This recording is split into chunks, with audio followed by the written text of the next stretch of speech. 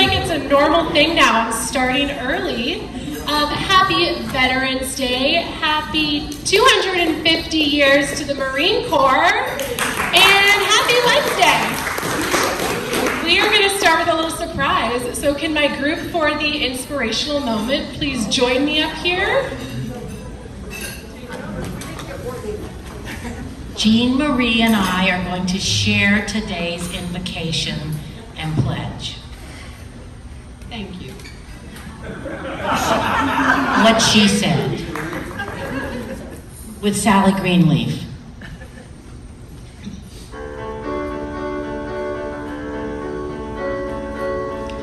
Make me a channel of your peace.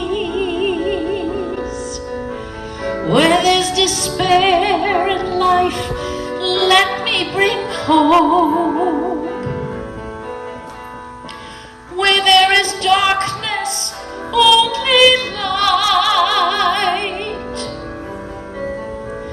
And where there's sadness, ever joy. Make me a channel of your peace. It is in pardoning that we are pardoned, in giving of ourselves that we receive, and in comforting all burdens eased.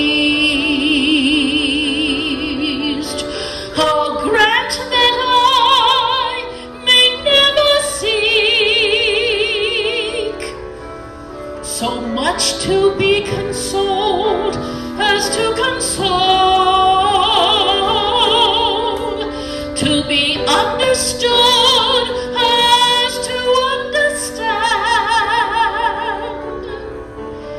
to be loved as to love with all my heart.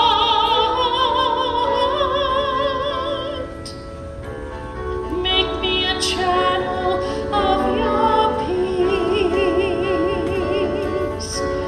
Where there is hatred, let me bring my love.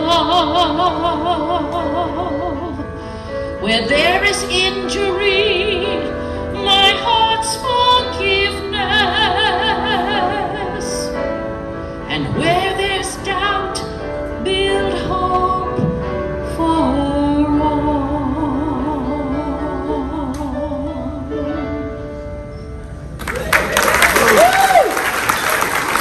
Thank you, Mary and Sally. That was beautiful. Now, if you please join me in the pledge and put your right hand over your heart. I pledge allegiance to the flag of the United States of America and to the republic for which it stands, one nation, under God, indivisible, with liberty and justice for all.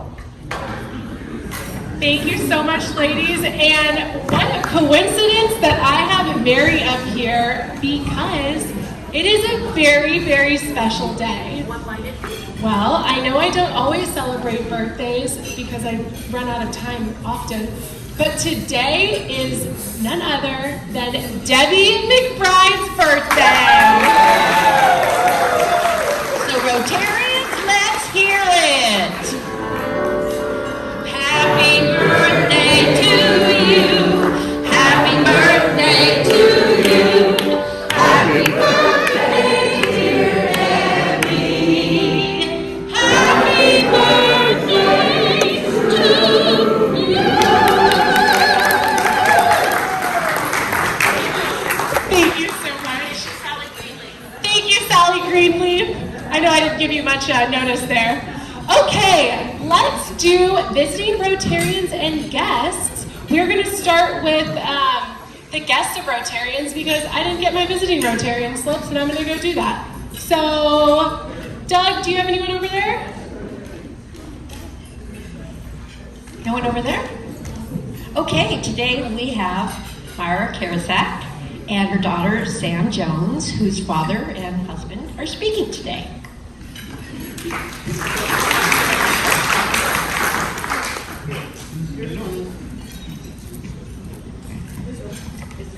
President Natalie, there you are. I'm here. Yeah.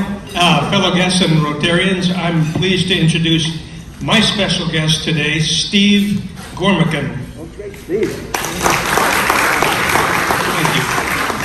President Natalie, fellow Rotarians and guests, today Karen and I are very pleased to introduce our son Chris as our guest.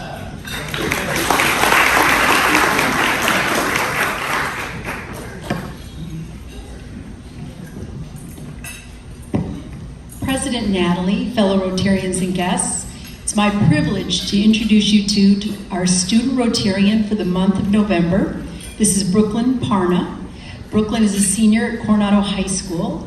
Tomorrow, she will be going with all of the other early acceptance athletes in San Diego County to accept her full scholarship to play lacrosse at Mount St. Mary's in Maryland.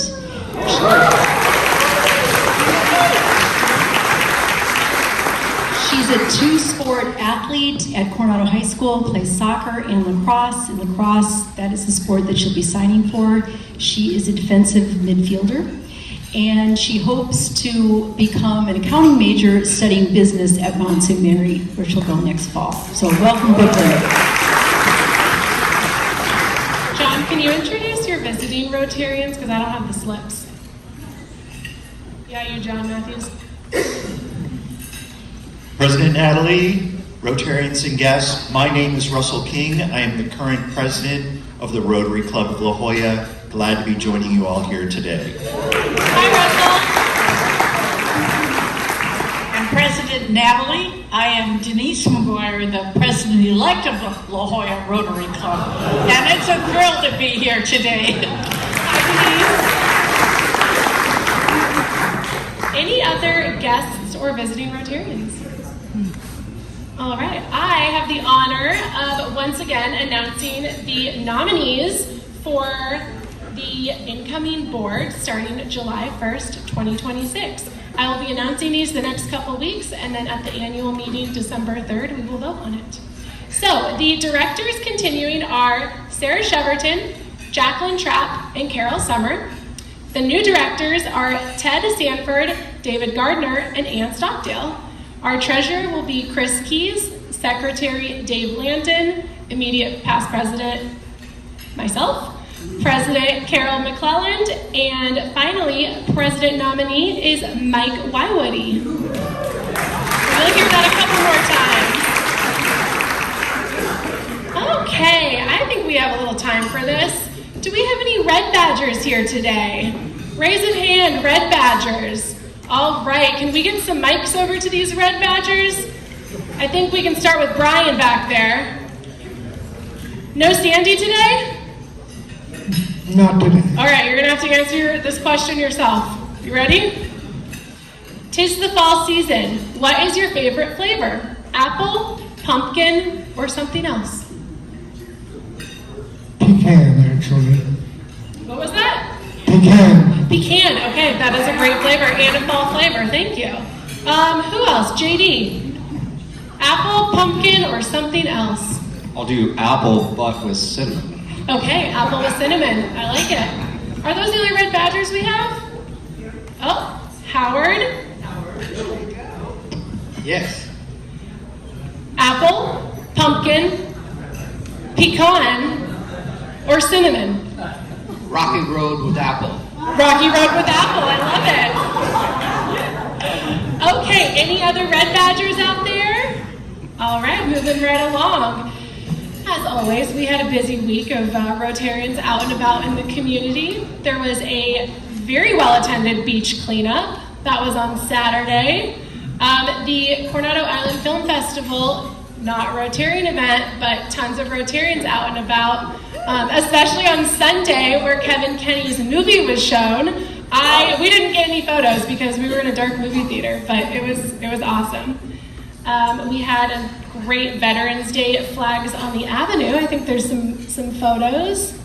I had a meeting at Tartine at 7 a.m. and went and said hi to them and felt really guilty for not being there, but it was nice to see everyone.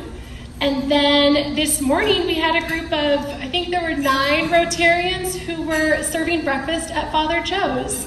I got those fun pics today. And then, as promised, we're going to talk a little bit about the successful Christmas in October in the Ivy Food Pantry. So Ginger is going to come up, and is Jenny also? Nope, okay. Well, President Natalie, fellow Rotarians and guests, it is my distinct pleasure to let you know about our Christmas in October event. Pat Stark would normally be, I don't know why I'm standing on toes. Here we go. Pat Stark would normally be talking to you, but Pat has jury duty, supposedly. I'm going to make sure that's the real reason. You know, if ever you wondered how much service Rotarians do or what our service opportunities are, I cannot tell you how very exciting it is to give these numbers. We raised over $13,000, to be exact, $13,485 just with donations. A lot of those donations came from you Rotarians. For instance, David Lowenberg's company donated money. We have an anonymous donation of $5,000. We had Sharon Raffer gave a donation, Roger Clapp gave a donation, Suzanne Manuel gave us a very nice donation, and we also received money from the Optimist Club and the Coronado Promenade concerts people. Now, in addition to the donations, we gathered approximately from all of the organizations, and I hope you don't mind, but I have to give you their names. It's so impressive. We gathered 58,000 pounds of food just on that Thursday when we came all together, and these are the donors from our community. And I know a lot of you are members of these clubs and certainly probably promoted it within your club outside of Rotary. The New Republican Club, the Coronado Democratic Club, Optimist, Seroptimist, Emerald Keepers, Safe Harbor, the Emerald Keepers Interns, the YMCA, Pause, Focus, Island Yoga, that would be Stephanie Anderson's business, Salvador Foundation, which is David Gardner's, fellow Rotarian, of course. Also, Dr. Kevin M. Kenny Foundation, Kevin Kenny. The Island Beer Club, I'm sure none of you belong to the Island.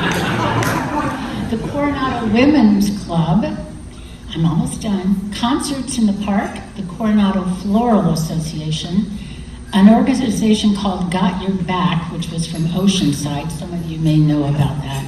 The St. Paul's Methodist Church here in Coronado. And then we have received a donation through Alan Kinzel, who is going to be giving approximately $2,500 to $3,000 for turkeys. And so Larry and I are going to be delivering turkeys, along with Kevin is also going to be providing turkeys for the food pantry. Thank you all for all you've done. It's amazing. We had a wonderful time. And I just want to give you a little history of the food pantry. Some of you know, in 2022, past President Luann Miller let the club know that there was a district-wide petition for food drive. And Luann also determined that there was a food pantry right down the street from us in Imperial Beach. So she enticed our club to collect food, which we did, and I think we were probably one of the top competitors.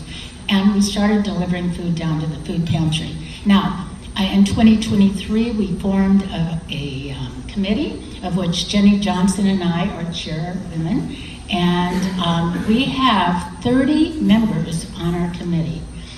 What started out as asking Rotarians to donate at drop boxes at various committee members' homes or bring food to the Rotary meeting, we then, as a line item, were able to put money toward the food pantry. And so every month, the committee members go out and buy food for the food pantry.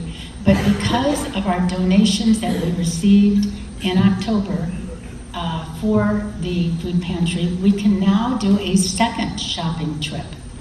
And what we are thinking we might want to do is, instead of going and we go to the 32nd Street Commissary and actually pick food off of those shelves, which they're happy for us to do, we can't do that at Smart and Final, however, because we did look into that. But what we can do as our second shopping trip is order online, do case lots, and we will then do a second shopping trip. We'll go get the food at the Smart and Final store, and then we'll take it down to IB. So that's very exciting, because wherever you get your news, however you get it, you know what is going on with food insecurity at this time of the year. And I did want to tell you that one statistic I thought was interesting. The food pantry in January had 552 households that came through during the month. That included 1,945 people. Now they have 776 households that they serve. Of that are 2,917 people. They've had a 49% increase in households, a 50% increase in the number of people that they serve from January of this year to current time. So let's see. I did also want to let you know that Jenny and I and our committee are in close contact with Deborah Benson, who's the food coordinator. So every month we say to Deborah or ask her, what is it you need this month? And that is what we shop for. So we're very careful to provide what they need, and so I just did want to let you know that. Now, should you be so compelled to give a donation, we have a button on the Rotary website that you can give monies to the IB Food Pantry via the Rotary Club Foundation, Coronado Rotary Club Foundation. If you give to the foundation, it's designated for the food pantry, but then you also get credit with the Rotary Club Foundation. So, thank you very much.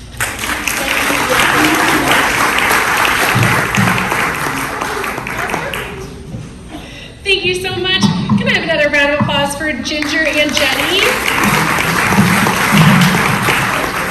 All right, you guys, I know it seems like I have everything together here, but I forgot to introduce my guest, Gil. Gil, can you please wave, because I just submitted Gil's paperwork to become a new member. Welcome, Gil.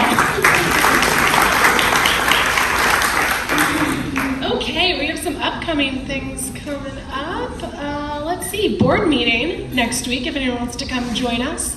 We always have very fun, interesting conversations about what the club's doing and where we're spending our money. And then on the 19th, the Rotary Youth Exchange Info Night is happening. Karen Strabla puts that together, and it's for anyone who's interested in hearing or learning more about long-term, short-term exchanges, summer camp, and hosting opportunities. So remember all of the kids that were here last summer who hung out with us for like a week? They were awesome, and we are looking for more families to host them. So if you're interested, reach out to Karen. I believe it's mandatory to go to this info night on November 19th, but if you can't make it and you're really interested, I'm sure she can give you the information. Then November 22nd, we have a Limbs of Freedom trip going down.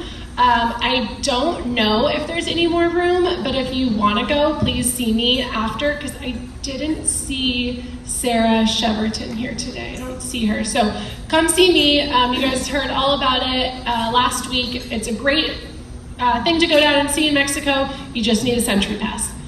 And then, and global entry, yes. Yeah. And then Thanksgiving, we are dark, so please don't show up. And then one pending thing is, I have a question. Is Luann here? Hey, Luann. Luann Miller. Just the new member social. Did we confirm that date? For December? Yeah.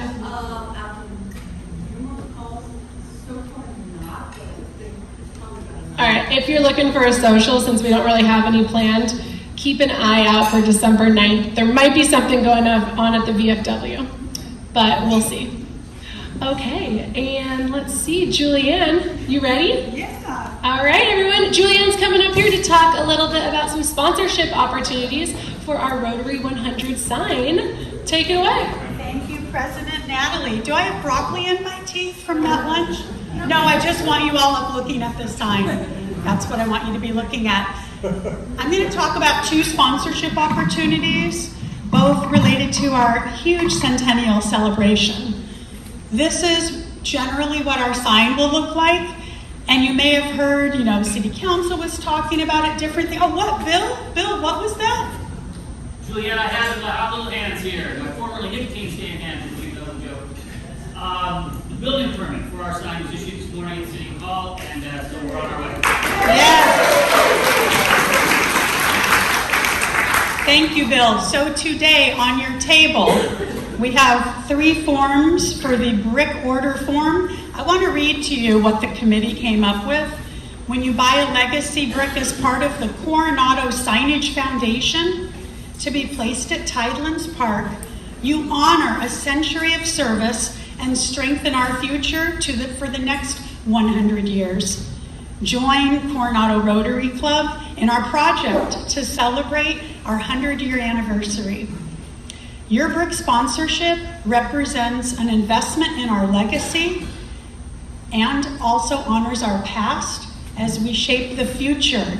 Today, I would love to have received many of these sign-up forms, and Jane Simmerall here. Jane, would you lift your hand or stand up? Jane will be collecting these forms. I can collect them as well. You have an opportunity to do an inscription on your brick. It will just be your name. It's the name of the person who bought the $1,000 brick. We have 144 bricks we're selling that are going to cover the front and the side of the sign. So let's get all those sold, and go ahead and mark on your form what you'd like your name to be represented as. It can be you and your partner, you and your spouse. We're also going to have, for previous Rotarians of the Year and presidents, we'll have a special notation on your brick. It is first come, first serve for placement. So turn in those forms.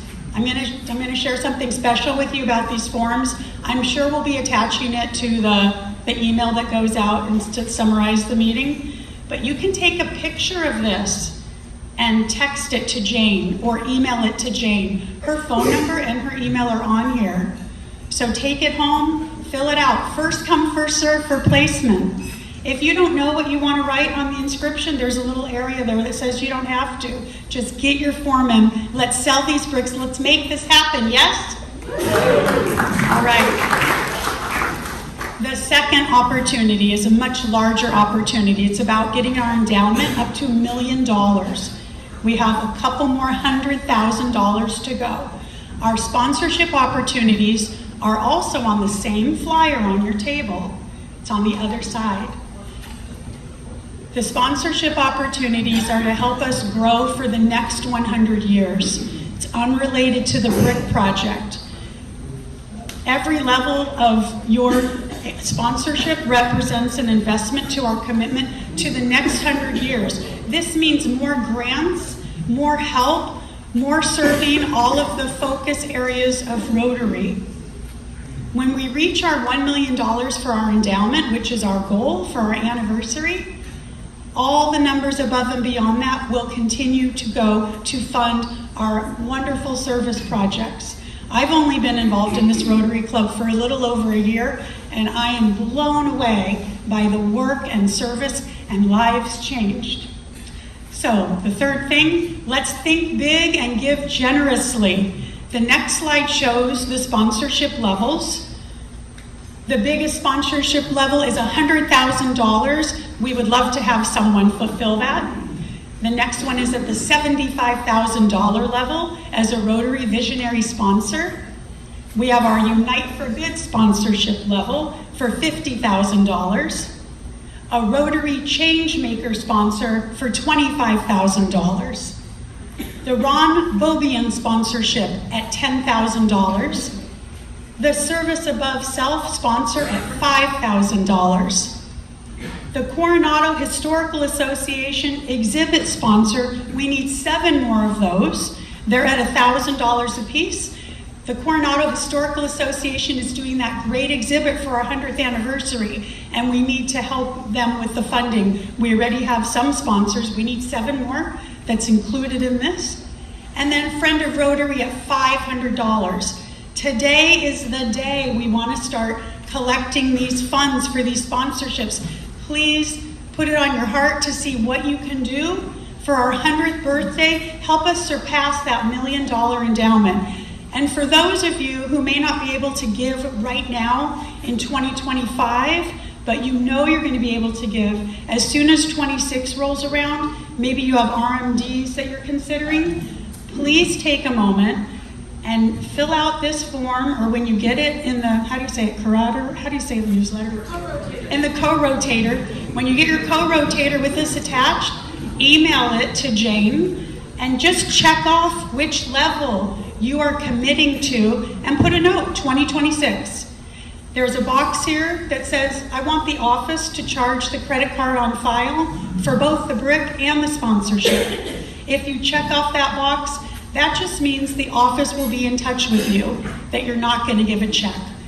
If you are writing a check today for your brick or your sponsorship, on the form it says to whom to make out the check and what to put in your memo.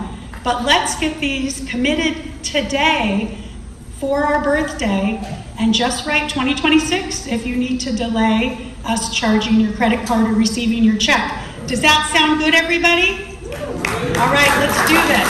I have pens. Anybody need a pen? Thank you, President Natalie. Thank you so much, Juliane. Yeah. We just have a sponsor at the $100,000 level.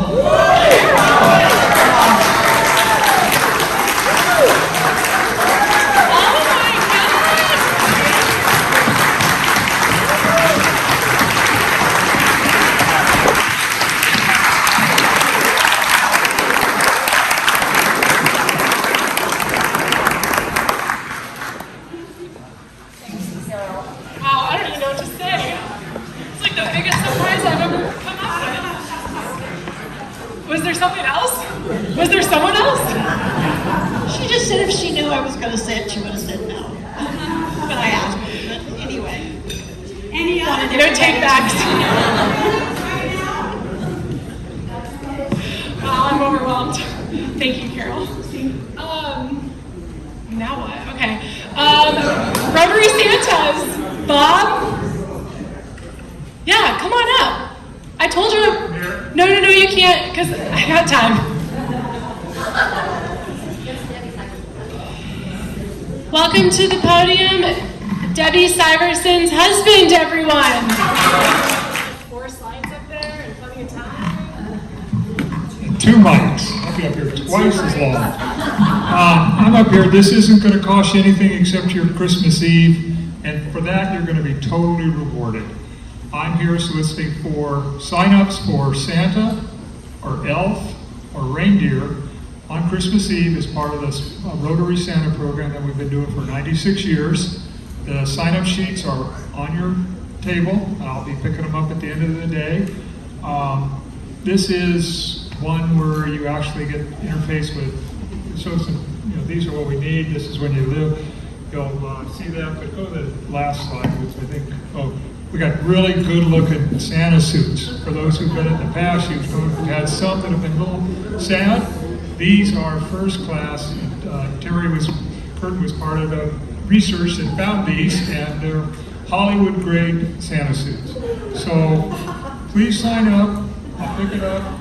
On your table also though is the drop-off notice where we're picking the gifts up, or receiving the gifts from the parents and the grandparents. We're lucky that Chase Bank is sponsoring a spot for us again, and let your neighbors know. This is a good thing to spread some cheer. Just let people know what you're doing, even if you're not part of the committee or you're not part of the Reindeer for Santa. Say, hey, I think I'm going to have so-and-so deliver a gift to my good friend who happens to be 70 years old, but he'd really like a bottle of scotch delivered by Santa. do it, because that's what we do. We spread cheer from the toddlers to the teetotalers. So that's all I got. Oh, question? How many Santas do you have, and how many more do you need? I will know that after I get all the signups. But we usually go with 15 to 17 Santas. As of this morning, we had 9, and I just received another couple more here. So if you want to be a Santa, it's a high in demand thing. So sign up for that. Elves and reindeer, same thing. We probably have one for every Santa. We have a reindeer, which is the driver, and an elf who brings the gifts in with Santa, because Santa can't carry the gifts and be Santa at the same time. So if you sign up, you're going to get to do something really special. Thank you. Can the elf also be the driver? The elf could be the driver, can't be the Santa, because they won't be able to see through the beard and everything else. But yeah, we have a couple that the spouse is the driver and the elf, and we have some that we have 4 or 5 elves with one Santa, just because they like to bring the whole crowd through. If you go back to the first one, which is the picture, yeah. This is just one of the pictures of the Santa. That's, I think, at Doug's house. And it's just really cool. And what we'd like to see this year, too, is if you're having your picture taken, or if you're taking the picture with your phone, just send it to us so we have them in the archives. Because they really are cool pictures and you'll see these at the Historical Society's exhibit that we have. So, any more questions? That's good. Thank you, President.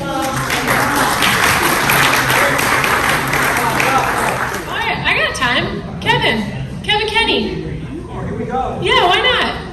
Everyone is really well behaved with the timing today.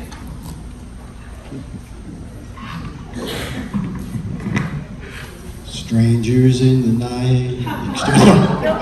All right, here we go. The big holidays are all being covered. Thanksgiving, the food bank, everybody's on a roll, Santa's on a roll, and then we hit the winter doldrums, and then the huge American holiday comes up for all of us Irish Americans, St. Patrick's Day.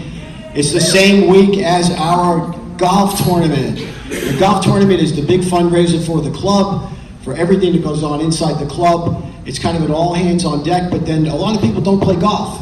So I have some ideas to make it very, very interesting. I'm not a good player, but I played all around the world. The correct answer is the most important hole at every golf course is the 19th hole. So we're going to make sure that everybody has a great time at the golf tournament. We'll start having meetings soon, but we'll just let you know in advance, March 13th, and my time is up. That is. All right. It's going to be a good time. And as if I didn't make enough money for the club today, I do have time for a little non-Rotary announcement. Susie Owens, everyone. Hey, come on up. She agreed to $50 fine because this has... She's going to do 100. All right, why not? Feel generous. Thank you, President Natalie, Rotarians, and visitors. Just a quick announcement. Maybe you remember when AJ was here maybe about a year ago and talked about the SDSU Lift-a-thon. It's on your table. The event is this Saturday. And if you want to donate, there's a QR code. If you want to go to the event, there's a QR code so that you can sign up. They have all the volunteers they need, which is great. This program helps adapted athletes compete with athletes during the event, and it helps raise money for tuitions and the expenses that go into being an adapted athlete going to school. So thank you from AJ, and it's worth $100. Hope you can make it.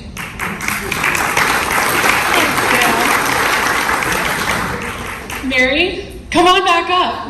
Did she just pay for my announcement? No. But you have one too, right? I got one more minute. She's back on the mic. But you have to sing about it. No, I'm just kidding. Actually, it's a little bit musical, just to let people know December 18th is a Thursday evening. And some of you, a couple years ago, went to the San Diego Rady Shell Symphony dress rehearsal for the Noel show. they've moved it back outside again because they thought the radio show was so fun for Noel. So there's a dress rehearsal again, which means those of you who would like to catch the ferry with us, you can bring your beverages, you can bring your picnics if you want, because as opposed to the real radio show tickets, this is a dress rehearsal. So we can all go over together, hear a stop and start version of Noel, have a really good time, toast ourselves, toast them, and get in that holiday spirit. So if you want to join me, December 18th is just clear that in your mind, and we'll talk more about it. What time? Well, we don't know yet, but you'll want to catch a ferry probably 5:30 or 6 or 6:30. It starts at 6, so it'll probably be like a 5:30 a ferry to catch, and we're just going to go over and do our thing, and it'd be so fun like it was last time. Bye. Thank you so much. Okay, you guys, that was like 20 upcoming events. Raise your hand if you're going to go to all of them. All right, what about a lot of them? That's what I thought. We'll see you there. Okay, well, that's a wrap. I got it all in. Jeanmarie, even like a minute to spare. Oh, with a minute to spare. What should I talk about? Actually, our speaker, yes. Well, I'm really honored to be introducing our speaker today. He's a resident of Coronado, but he took a very circuitous route to come to the United States. He was born and raised in Australia. He got his Bachelor of Science in Architecture from the University of Newcastle in Australia in 1979. He got his Bachelor's in Architecture in 1982, and then he got his Master's in Architecture at the University of Pennsylvania in 1988. And today he's going to tell us a little bit about his journey from Australia to West Philadelphia to attend the University of Pennsylvania. But Stacey Jones is the owner and principal of Crawford Associates, headquartered in Kansas City, hence the Chiefs fans, with offices in San Diego, Los Angeles, Honolulu, and Sydney, Australia. Now, when you're thinking about architecture, you're thinking homes and condominiums. He doesn't do that kind of thing. He does big projects like Lumen Field in Seattle, Washington, where the Seahawks play, or Purcell Pavilion at Notre Dame University. The Kansas City Speedway in Speedway West Village, the TCO Stadium that's used by the Minnesota Vikings, and right here in San Diego, our own Reggie Smith softball complex at the University of San Diego, among many, many other projects in their portfolio. So it's my pleasure to introduce Stacey Jones. Thank you, Jeanmarie. President Natalie, Rotarians, and guests. It's my pleasure to be here.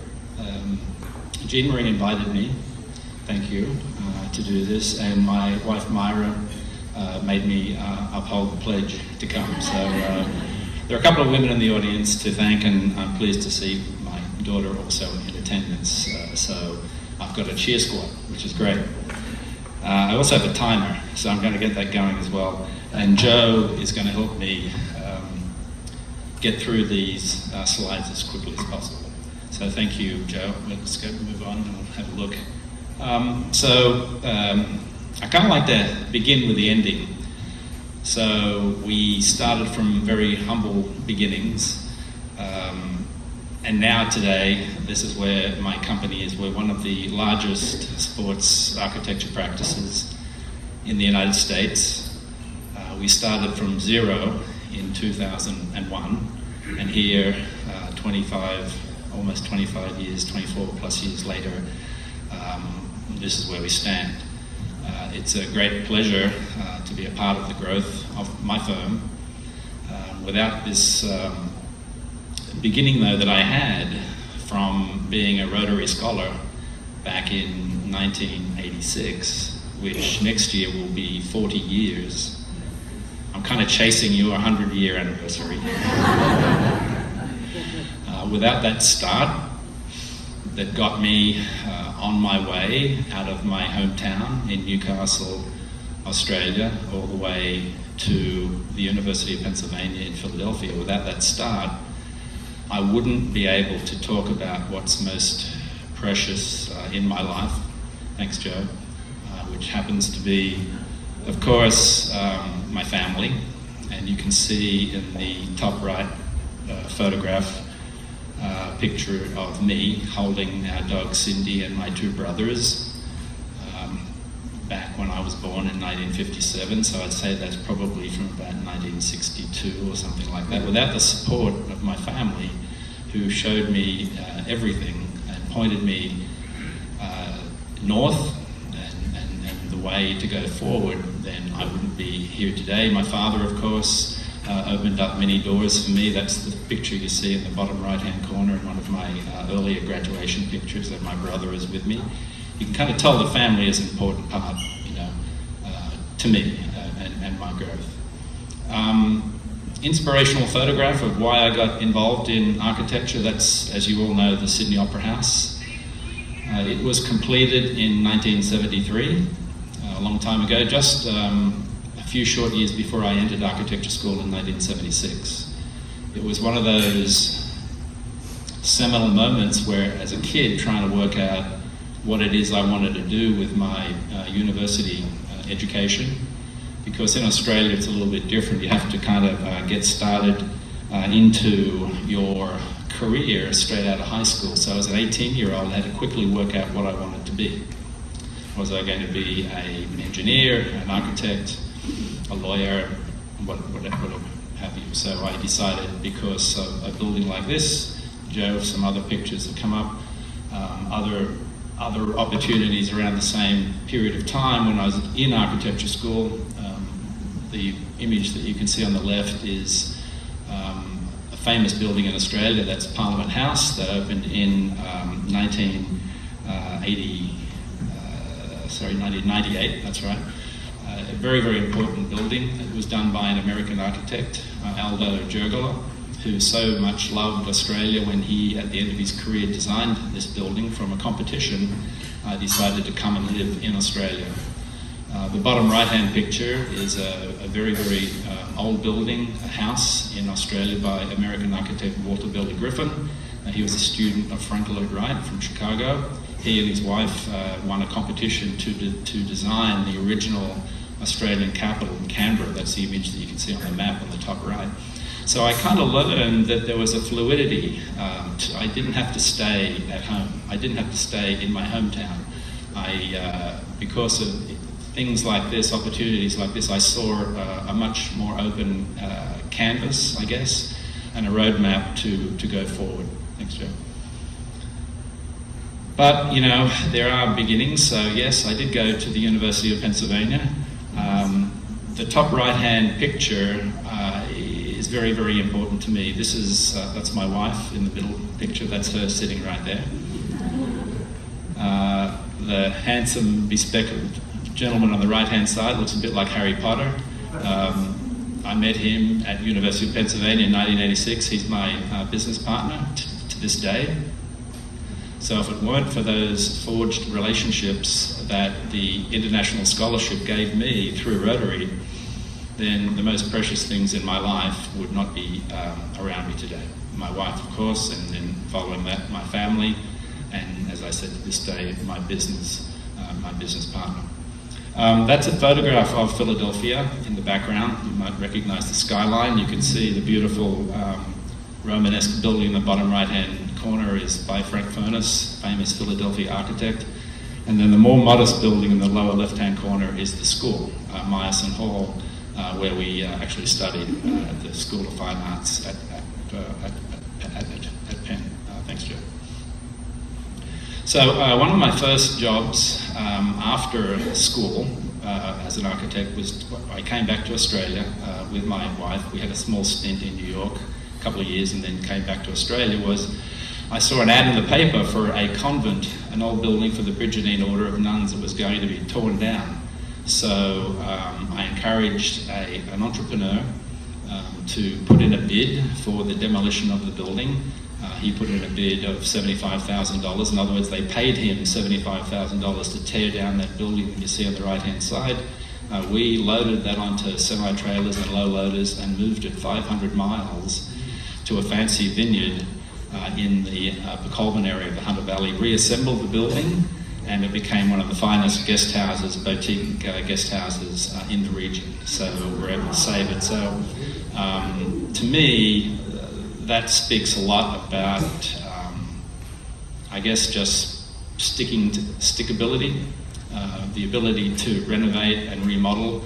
And no matter how old something is, there is, with careful and judicious planning and care, a life for buildings and structures afterwards. Thanks, Joe. Other buildings that I did and was responsible for in Australia, and I'll go through these fairly quickly: the Maritime Museum in Sydney. Thanks, Joe. A recreational club in one of the suburbs of Sydney. Again, an historic preservation work where a machine locomotive shop where they built steam locos. Of course, that whole industry disappeared before the Second World War and shortly after, but this had been turned into what's known as the National Innovation Centre. We gutted the building and then inserted a brand new building inside the fabric of the old building.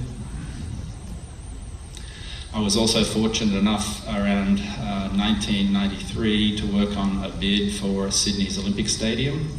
So I started to think more broadly about where my career could go, and this was an opportunity where I got to work with my business partner, who was by that time actually working for another firm, but together we collaborated on this design for the Olympic Stadium. Thanks, Joe. We also have been involved in large urban design projects. This is a waterfront redevelopment in the East Darling Harbour of Sydney. It's a competition entry where we weren't successful as a winner, but again, got me thinking about the broad scale and the opportunity for architects to think about urban design and urban planning on a very, very large scale. The Perth Convention and Exhibition Centre. This is now clear on the other side of the continent in Australia, about 4,000 miles from Sydney. That was, again, a piece of urban renewal where we built a convention centre, a soccer stadium, a hotel, and ancillary entertainment facility on top of the railway yard. So we were able to stitch together the CBD, the downtown area of Perth, the images of the tall buildings you see on the right, with the entertainment district on the left that had been bifurcated, I should just use simple words, cut in two by a railway line, and we're able to bridge over those lines with this building and its construction. Thanks, Joe. So around that time, we had two children now. Samantha, my daughter, was 6. My son, Jake, was 3. We decided it's time to share our children with my wife's parents, who were living in New York. So I had an opportunity to move to the United States. So this is the local paper announcing our arrival in or about 2001, 2002 in Kansas City, speaking of the digital age and how opportunistic it was for architects and other people in the digital economy, I guess, to be able to work around the clock by using the internet. So that sounds so trite today, I guess, because everybody knows how we use the internet, but back then, 20 plus years ago, making use of the time difference between Australia and the United States, we were able to do round-the-clock work. So we could turn designs around faster, we could use fewer people, and deliver a much more economical product to our clients because of that. Some of you probably may know of Branson Landing in Missouri, down on the Missouri-Arkansas border. We won a competition to design that. This is our first big job as Crawford Architects in the United States. It was a convention and exhibition centre, about 500,000 square feet of retail and a large convention centre hotel. So that was really the reason that we were able to set up office in Kansas City to do the move that I spoke about. So that opportunity came along just at the right time. It was for an Australian developer. Our family wanted to move to the United States to experience the other side of our family relationships, and this gave us the impetus to do that. Very successful development. It's doing very, very well. It won a multitude of awards at the time that it opened. Lumen Field, This is an interesting one. My business partner, David Murphy, was a young principal in the firm that actually designed that building at the very, very beginning. We have since done most of the renovation work to that building to this day, adding seats, bringing in new entertainment facilities.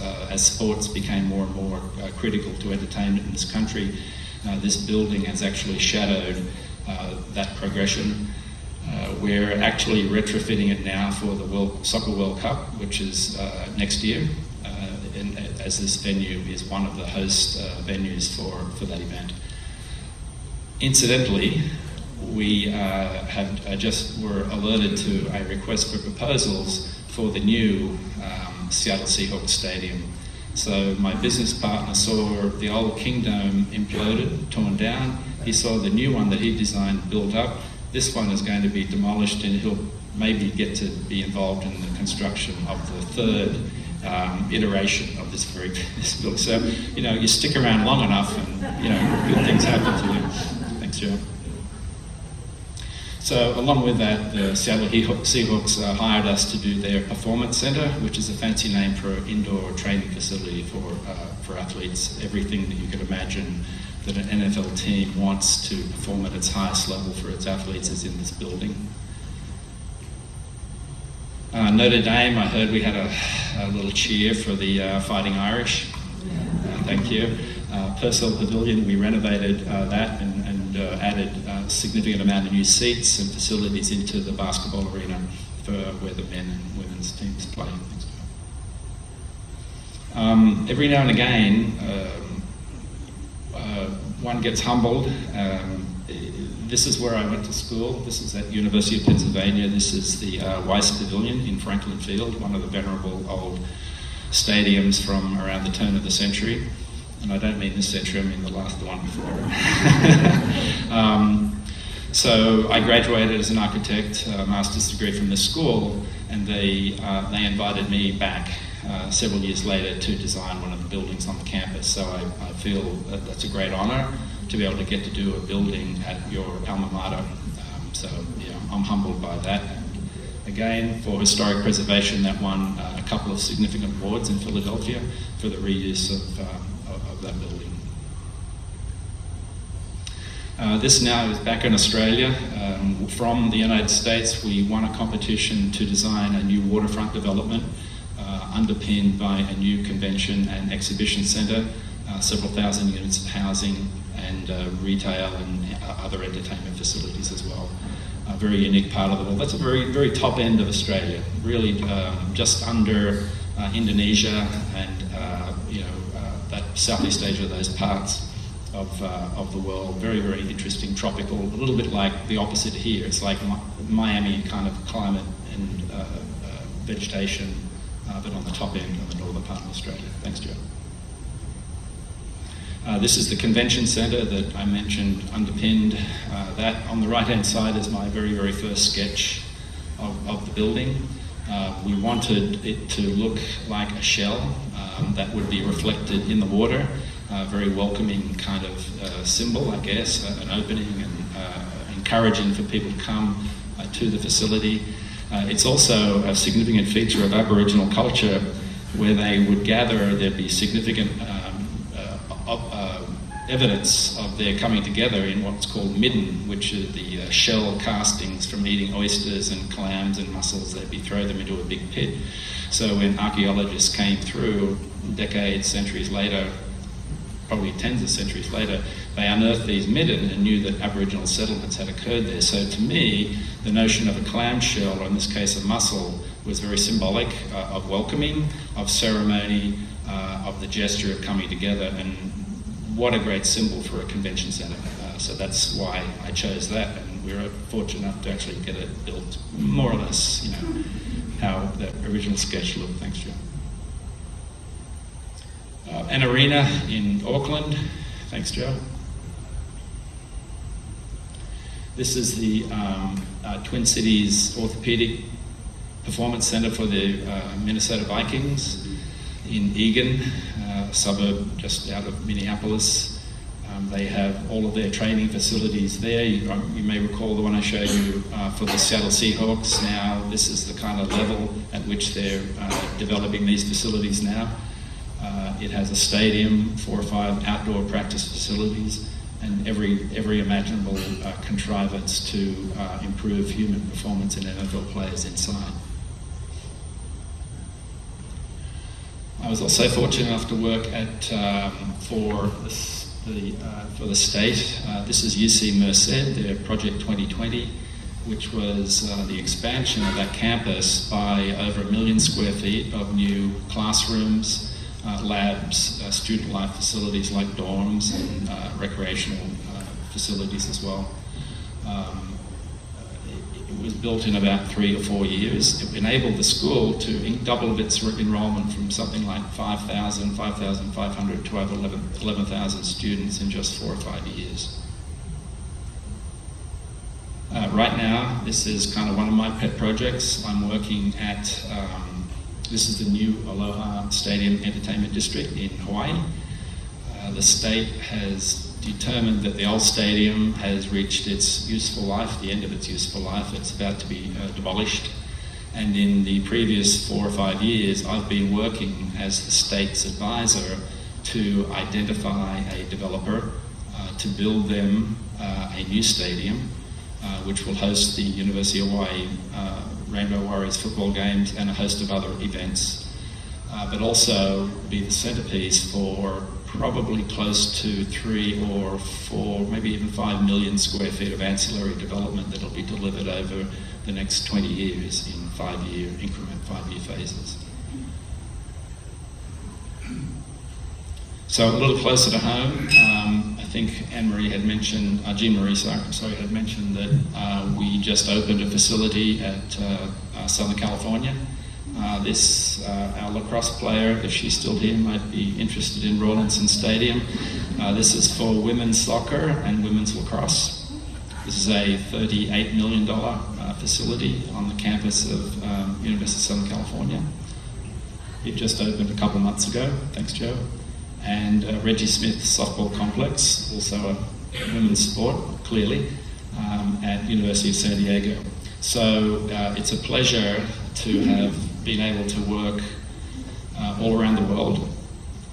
It's inspiring to me to be able to have a resume and a portfolio that's afforded me the opportunity to do these types of projects from my very humble beginnings. But also now in my adopted home of Coronado, to be able to do a couple of projects in Southern California. They're local to me, and it brings me great pleasure. There's one more slide. The latest project that we've got going on now, we still like to do big projects. This is a renovation for the Gators in Gainesville, Florida.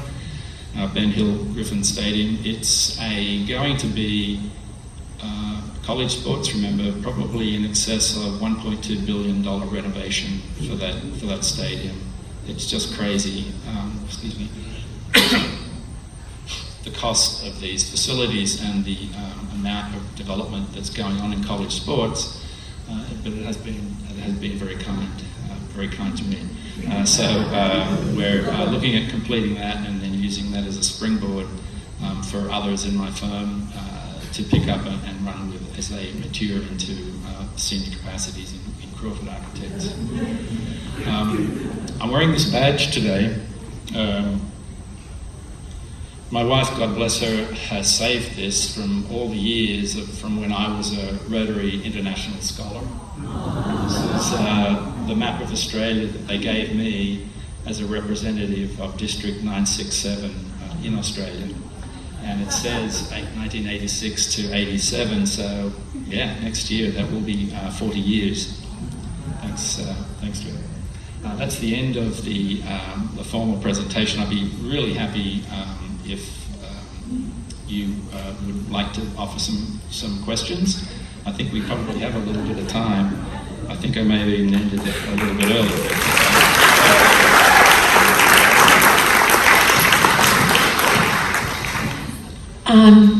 Tell me about the Rotary Scholarship, how you how you went about finding out about it, applying for it, getting it.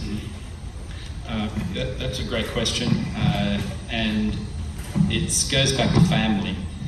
So my sister-in-law, my brother, who you saw, his wife, her uncle was in Rotary in Wallsend, Australia, which is the district represented by 967, and she encouraged me to enter the competition for the scholarship. So at this point, I just knew that I wanted to go overseas. I wanted to study. Rotary offered a fantastic stipend to do that. I really didn't think too much about it other than I'll give it a shot. So I did. How old were you? I was 23, I guess. Yeah, 23, 22, 23. I was just... He's a little cop. Thank you. Samantha Jones. But I didn't get it. I was first alternate. I didn't even know what that meant at the time. I just got a letter that said, congratulations, you've been selected as first alternate in the Rotary competition as a scholar. Think, great, does that mean I won it? What does first alternate means? If the person that won it doesn't want it or can't take it up, then you've got it. So when that explained to me, you can imagine I went from the heights of here to the depths of there. So I got over it pretty quickly, and then I reapplied the next year and won it the next year. So there's a story in there, right, about stickability, resilience, pick yourself up when you're down, all the types of things I tell my kids, and I kind of distill it into one thing, and it's just about showing up. It's about turning up. When you're disappointed, you do it again. If you think you got a shot, you probably do. So that's how I approached the scholarship. I really didn't have a huge legacy of understanding. Yeah, I did have a sister-in-law whose uncle was involved, but I just learned about it from other kind of opportunities that existed. And I was fortunate enough to win simultaneously another award, which I forego to take the Rotary Scholarship up because it was so all-encompassing. All I had to do was get into the school, that I wanted to go to. So you still had to apply for the institution that you wanted to go to, but being backed up by the Rotary Scholarship was a big incentive for the school to accept you as a student, right? Because it's prestige to them. So that's how I got there. Thank you, very interesting. And we are actually taking applications for our club, so you are welcome to join us as well. I'm very curious about the convent. How does that work? Did you have a buyer? Did you already have it went from the convent to the winery. So how did that happen? So, okay, there was an ad in the newspaper. My wife and I moved back to Australia from the United States in 1990. There was an ad in the local newspaper asking for tenders, bids, to tear down this building, the Brigidine Convent in a town called Coonamble, which is way out Western Australia. My mother was born in that region. So we call it Anzac Day, April 25th, that year, 1990, I said to Myra, hey, why don't we just take a trip up there and have a look at this? Maybe there's something we can do. And I'd like to take Mum with us so she could talk and reminisce about where she grew up and where, as a young woman, she raised her family. So we did, we drove there.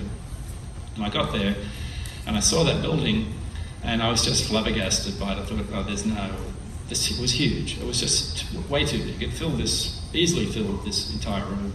But while I was there, I decided I took some photographs, I took some measurements, some sketches, and then I went back to my hometown in Newcastle, and I thought about it for another week or so, and I went to some hoteliers, some people that were into creating boutique hotel environments in Australia. It was a relatively new industry back then. Nobody really knew what a boutique hotel was. So we found a developer. Mike O'Connor ran the Pantry Hotel Group. I was able to convince him that we should go take a look at this. So he and I flew back to Coonamble a couple of months later, and he saw it and had the same reaction that I did. I don't know how we could do this is crazy. And I said, well, look, I think, and I had a little model, like a cardboard model of the building made that I took with me. He said, Mike, you know what? I think if we cut this wing off, cut that wing off, divide the second floor from the first floor, we could probably take this, and put it back together somewhere. And he looked at me like I was crazy. The 2-hour flight from there back to Sydney, at the end of that flight, he got off the plane with me, and he looked at me and said, Stacey, we're going to do it. So he put in a tender, like I said, for $75,000. He won the tender, so the convent paid him that amount of money to move it away, and we literally found a guy that could do that and put it back together. And then, of course, it took a lot of interior renovation and a lot of makeup. But because it was a wood building, and we put it back on new foundations, new piers, piles, that wood structure, which was wobbly and warped and what have you, went back true as a board. Once it settled down onto the new piers, it just was true as a board. And it was so easy to work with. To the extent that the Brigidine Order of Nuns came to the opening. This is very brief. Came to the opening probably 2 years later, and they brought with them the foundation stone that they had from the original convent. And today, that stone from when the building was first, I don't know what the word is for a building. They're not ordained and they're not consecrated, but it's a stone. Deb, thank you. Brought that alongside the new one, and those two stones flank the entrance into that building to this day.